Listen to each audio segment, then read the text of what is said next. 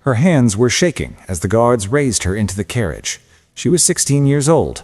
Court archives recall her as Consort Han, one of the Korean tribute women sent into the Ming palace, and she had just been surrendered to the Emperor of China. Her mother sobbed as she signed the document. She couldn't write, so she used an ink mark. One less daughter to feed, one less mouth in times of famine. Han journeyed for weeks in a sealed carriage alongside 15 other Korean maidens. They couldn't look outside. They couldn't speak to each other. One girl who tried to flee was dragged back with her hand crushed. She died of infection days later. Her body was left at the side of the road.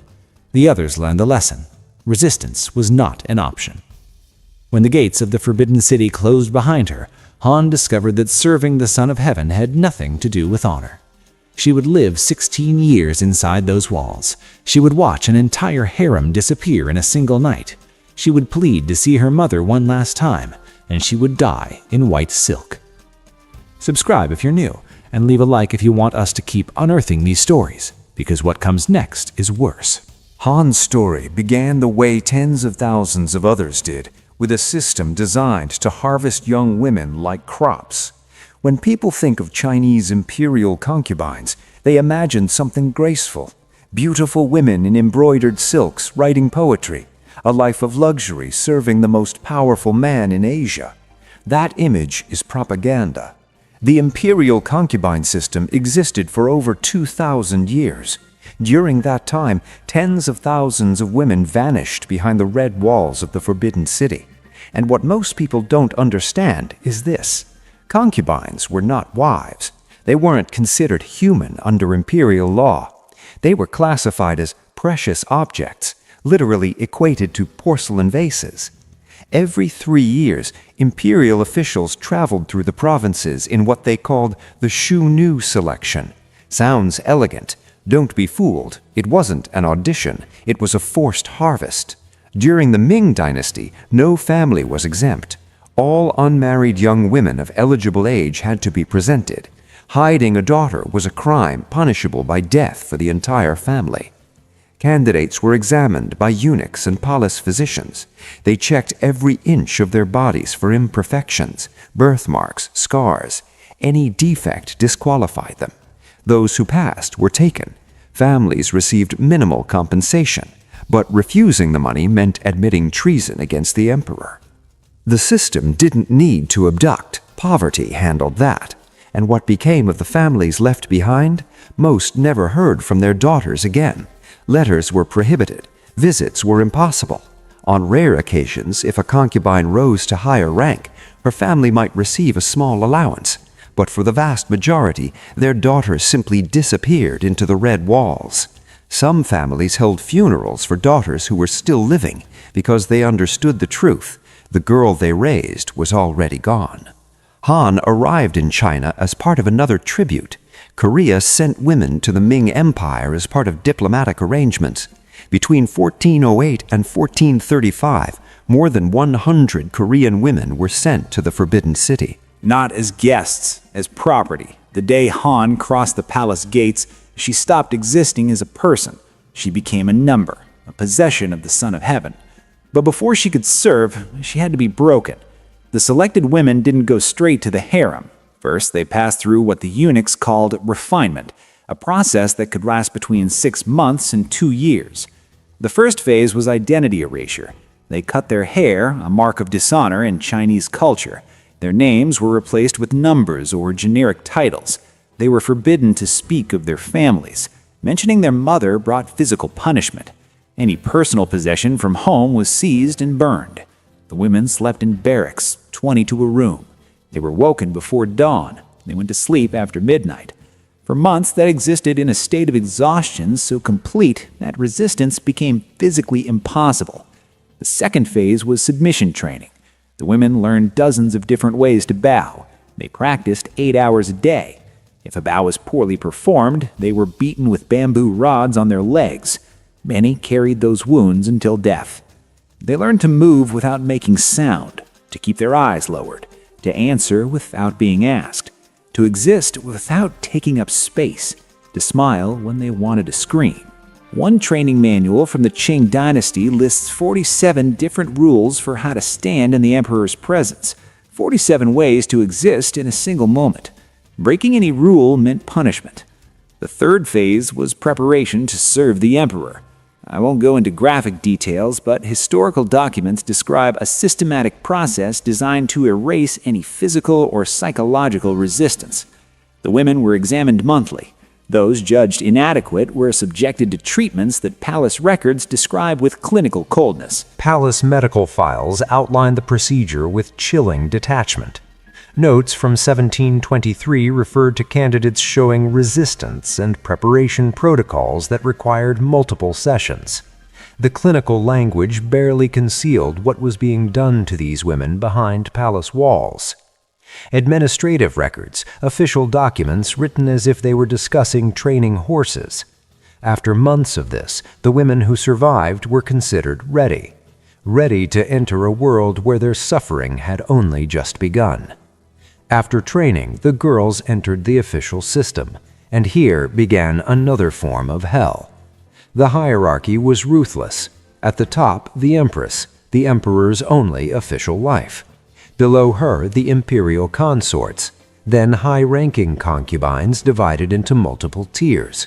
And at the bottom, common concubines, sometimes hundreds of them, and preparation women, girls whose fate had not yet been decided. Your rank decided everything: the amount of food you received, the shade of your clothes, the size of your room, the number of servants, even the kind of dishes you ate from. The empress received more than 22 pounds of prime meat every day. A low-ranking concubine received barely 4 pounds, and often not even that, because supplies were stolen by corrupt eunuchs before reaching the kitchens. Many low-ranking concubines suffered from malnutrition. Their teeth fell out, their hair thinned, they aged decades in years, and the cruelest irony, their declining appearance made them even less likely to be summoned. It was a downward spiral built into the system. The emperor didn't visit his concubines, they were summoned. Every night, a eunuch presented the emperor with wooden tablets bearing the names and portraits of available women. The emperor pointed to one, and then the ritual began. The chosen concubine was taken to the bathing palace. Female eunuchs bathed and prepared her, but they didn't dress her again. They wrapped her in a silk blanket, like a package, only her face visible. Why? Because a clothed woman could hide a weapon. 2 eunuchs carried her to the imperial chambers. They unrolled the blanket at the foot of the bed, and the concubine, without any clothing, had to crawl toward the emperor without lifting her eyes. And here's what almost no one knows. A chief eunuch remained in the room throughout the entire encounter, behind a screen but present. His job was to keep time. After exactly 30 minutes, he announced loudly, "Time to preserve the golden essence of the Son of Heaven." The emperor had to finish immediately. If he didn't finish in time, the eunuch would enter and physically remove the concubine. After each encounter, the woman was examined by an imperial physician who recorded every detail. Why? Because if she became pregnant, there needed to be absolute proof that the child was the emperor's. But here's what made the system truly perverse. Most concubines were never summoned. Not once, not ever. There were hundreds of women in the harem, sometimes over 1,000. The emperor might summon 1 or 2 per week. Do the math. A concubine could spend her entire life, decades, waiting for a call that would never come. Aging in silence, watching younger girls arrive, knowing that her only purpose, the only reason she was taken from her family, would never be fulfilled. And yet she couldn't leave, couldn't marry, couldn't have children with anyone else. She was property in permanent storage, with nothing to do but wait. The women turned on each other. The imperial harem wasn't just a prison, it was an arena. Hundreds of women all competing for the attention of one man, all knowing that a single pregnancy could change everything, or ruin everything. The result was a hidden war that lasted centuries. Concubines poisoned each other's food. They bribed eunuchs to remove rivals from the selection tablets. They spread rumors meant to push other women out of favor. Historical records document cases of women slipping abortivations into pregnant rivals' tea. If the baby died, so did the mother's chances. Centuries before the king, the same logic already governed the palace. Empress Wu Zetian, one of the few women to ever rule China in her own name, allegedly smothered her own newborn daughter and blamed it on a rival concubine. That concubine was executed. Wu rose to become empress. This is disputed by historians, but the fact that it was believable tells you everything about the harem's culture. The violence wasn't always physical. Psychological warfare was constant. Senior concubines tormented juniors. Favorites were isolated and undermined. Alliances formed and collapsed based on who the emperor looked at during dinner. One account from the Qing Dynasty describes a concubine who spent 3 years pretending to be friends with a rival, only to testify against her when the empress launched an investigation into disloyalty. The rival was reduced to servant status. Her children were taken away. This wasn't cruelty for its own sake, it was survival. In a system where women had no power except through the emperor's favor, destroying your competition was the only strategy that worked. The tragedy is that the system turned victims into perpetrators. Women who had been seized, trained, and stripped of humanity learned to do the same to others, because the alternative was being destroyed first. And if a concubine somehow survived the warfare and caught the emperor's attention, if she became pregnant, that's when the real nightmare began. Here's the truth no one expected. Getting pregnant was the worst thing that could happen to a low-ranking concubine.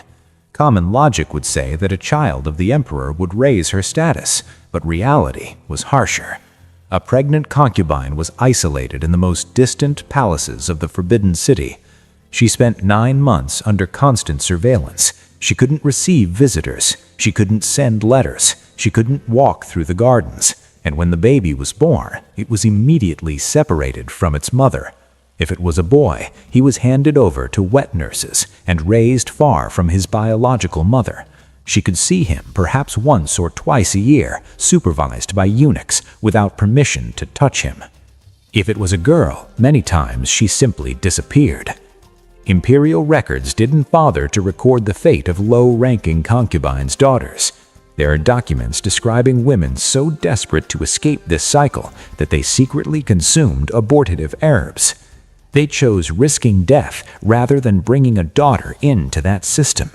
And if a son died, the mother was often blamed, accused of negligence, sometimes accused of murder. Even when children died of common illnesses, the mother could be demoted, exiled to distant palaces, or worse. One concubine during the Qing Dynasty lost 3 children to smallpox. She was accused of carrying poisoned karma and spent her remaining 40 years confined to a single room, forbidden from seeing any other member of the imperial family. Her crime was burying her children. Her punishment was dying alone. But as cruel as daily life in the harem was, nothing prepared the women for what happened in 1421. In 1421, Emperor Yongle had just inaugurated the Forbidden City. It was the height of his power. And then a rumor destroyed thousands of lives. One of the emperor's favored concubines was found dead. Officially, she was declared poisoned, but rumors said something else. They said she had taken her own life after an affair with a palace eunuch, and that the reason was the emperor's impotence. Yongle lost his mind. Humiliated, paranoid, he ordered an investigation. But he wasn't seeking justice. He was seeking to silence everyone who might know the rumor. In a single night, 2,800 women of the harem were executed. Not just concubines, also servants, cooks, laundresses, any woman who might have heard something. The method was death by 1,000 cuts, a form of execution designed to prolong suffering. The executioners were told to make it last. Some victims took hours to die. The screaming could be heard throughout the palace complex. Girls as young as 12 were included in the slaughter. Women who had served the palace for decades. Pregnant concubines. It didn't matter. Anyone who might have known. Anyone who might have spoken. By dawn, the courtyards had to be washed with buckets of water carried from the palace wells, the same wells where, in later years, so many women would choose to end their own. There is no official record of this event in imperial documents. The Ming court erased it from history, but the testimony of Lady Kui survived, a concubine who was outside the palace that night visiting a sick relative. She escaped the purge by chance. Years later, Lady Kui dictated her account to a Korean envoy. She described the screaming that lasted until dawn, the courtyards slick with blood, eunuchs dragging bodies through corridors she had walked every day. She named women she had known, girls she had trained alongside, friends who had shared her meals. Her testimony was preserved in Korean diplomatic archives where Ming censors couldn't reach it. It remains one of the only first-hand accounts of what happened that night. Lady Kui herself didn't escape for long. When Emperor Yongle died 3 years later, she was among the women selected for accompanying sacrifice. Her last recorded words, "Preserved by the same Korean envoy, I survived the night of blood, only to die in silk." Han, the young Korean woman from our story, also survived the massacre. She was among the few who weren't executed, but her relief was short-lived. 3 years later, when Emperor Yongle died, Han was included in the list of women chosen for eternal honor. During the Ming Dynasty, there was a practice called shunzang, which means accompanying sacrifice. When an emperor died, his favored concubines were buried with him alive. The logic was simple and terrifying. The emperor would need company in the afterlife, and what better company than the women who had served his desires in life? 3 days after the emperor's death, eunuchs compiled a list of the selected. Between 5 and 30 women, depending on the emperor, the chosen ones received a last lavish meal,